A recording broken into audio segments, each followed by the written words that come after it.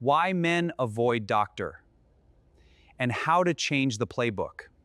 Let's be honest about a statistic that is as frustrating as it is stubborn. According to the Cleveland Clinic, roughly 60% of men don't go to the doctor for regular checkups. Even worse, more than half say their top reason is simply that they don't want to talk about it, or they assume any health issue will just resolve itself. But hiding from the clinic doesn't make us invincible. It just makes us vulnerable. Today, we're looking at the real reasons behind the Medical Vanishing Act and how we can rewrite the script on men's wellness. What's keeping men out of the waiting room? It isn't just laziness. The hesitation is deeply rooted in a mix of societal conditioning, psychological defense mechanisms, and everyday friction. The tough it out blueprint. From a young age, many men are taught that vulnerability is weakness.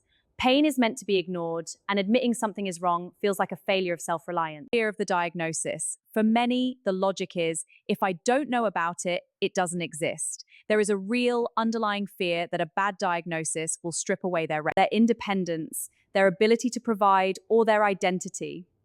The white coat discomfort. Let's face it, invasive screenings, cold exam tables, and feeling out of control make for an incredibly uncomfortable afternoon.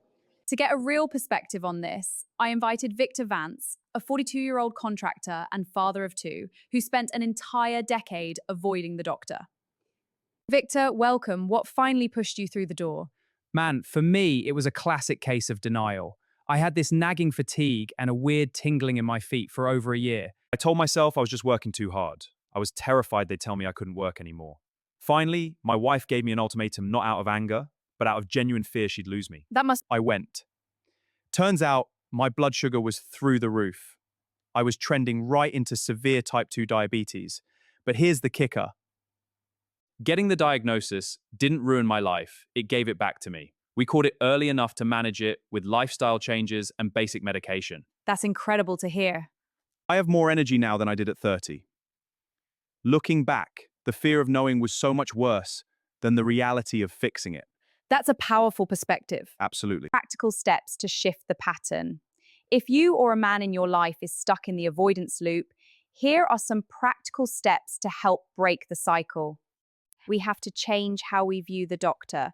It's not a vulnerability check, it's a routine maintenance protocol.